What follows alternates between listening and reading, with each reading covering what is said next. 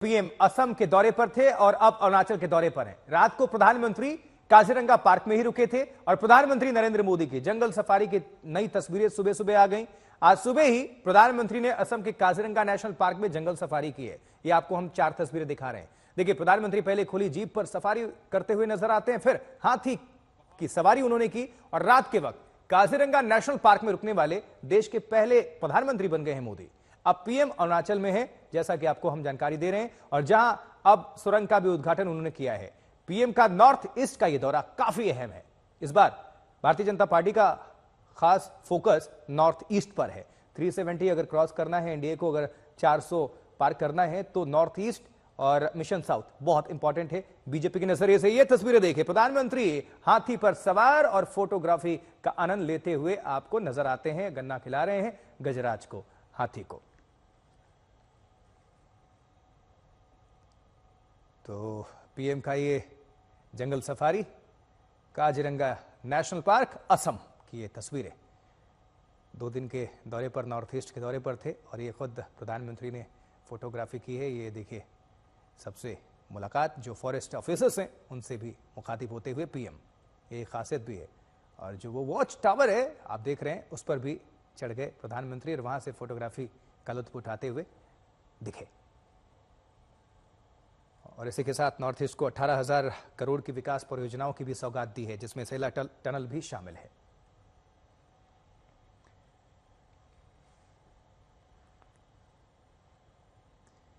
तो बीजेपी का फोकस इस बार नॉर्थ ईस्ट पर है। प्रधानमंत्री के दौरे को भी इससे जोड़कर देखा जा रहा है। 8 राज्यों में लोकसभा की 26 सीटें होती हैं। असम से लेकर कुछ दूसरे राज्यों में भारतीय जनता पार्टी का बहुत असर है और इसी को और ज्यादा बढ़ाने के नजरिए से पीएम का यह दौरा अति महत्वपूर्ण।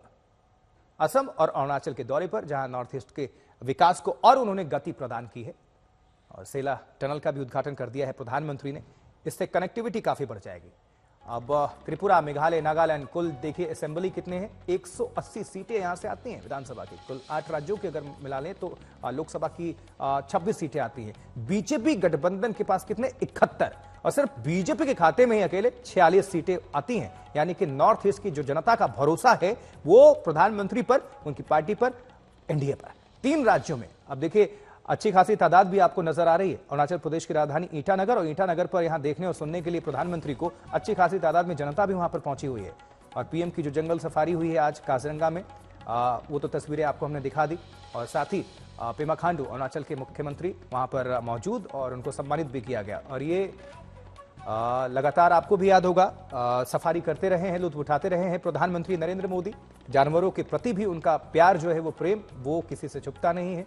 देखिए, तस्वीरें तो खिंचवाते ही हैं और साथ ही उनको जो विशेष भोजन होता है, जैसे गन्ना खिला रहे हैं, उनको दुलारते हैं, पुचकारते हैं, पास में बिल्कुल नजदीक में पहुंच जाते हैं और ये फोटोग्राफी का भी आनंद उठा रहे हैं। और ये जो वन रेंजर होते हैं, जो फॉरेस्ट अधिकारी हैं, उनसे भी मुखातिब हो रहे हैं, बातचीत कर रहे हैं। इनमें महिलाओं की संख्या है, उनसे भी बातचीत कर रहे हैं। देखिए, और इन लोगों के लिए भी एक ऐतिहासिक लम्हा है जब खुद प्रधानमंत्री नरेंद्र मोदी उनके बीच उनसे वार्ता कर रहे हैं। ये लम्हा भी कैद हो गया उनके लिए, एक मेमोरी के तौर पर है।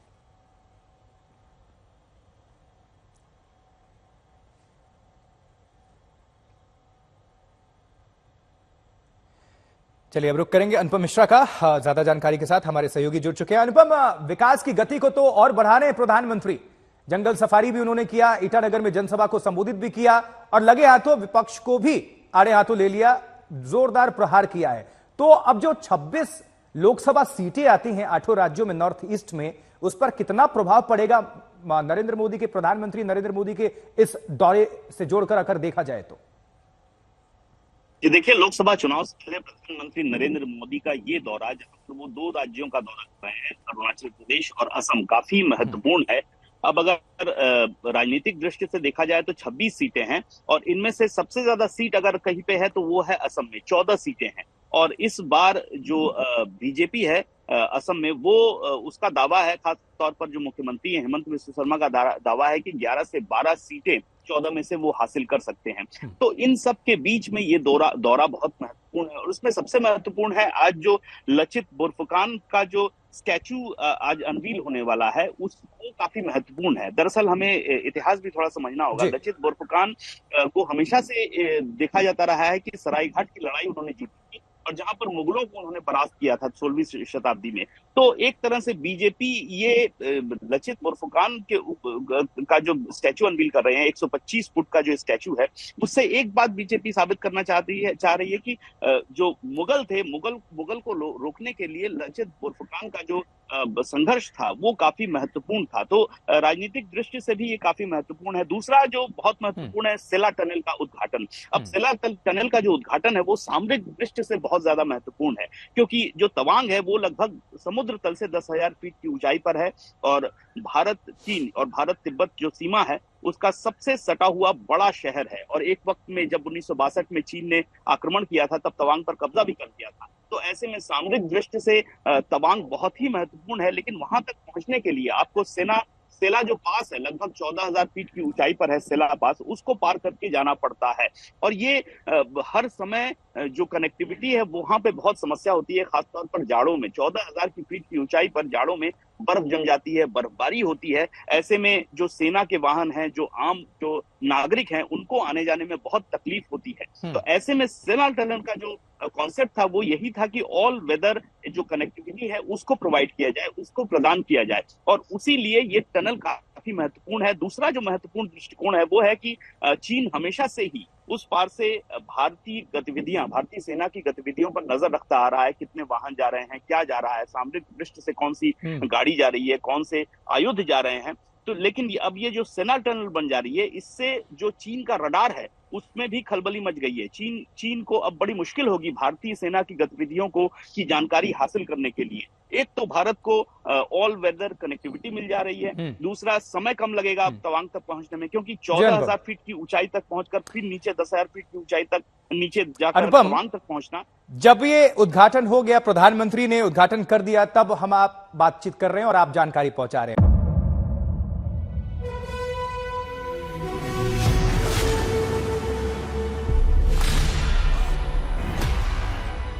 मुद्दों का मैदान, जिम्मेदारी नहीं, तर्कों पर घमासान। क्या बताना चाहते हैं इस देश को? किससे किसकी ठनी, न्याय की जिंदगी नहीं बदली है। किसने दी किसे पटखनी। क्या सच है जिसको छिपाने की कोशिश? खबरों की दुनिया का सबसे बड़ा अखाड़ा दंगल देखे मेरे यानी चित्रा त्रिपाठी के साथ रोज शाम 5 बजे सिर्फ आज तक पर।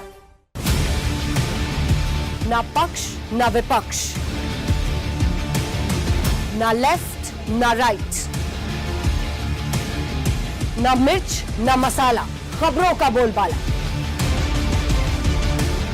निडर निर्भीक सबसे सटीक स्पेशल रिपोर्ट सिर्फ आज तक पर।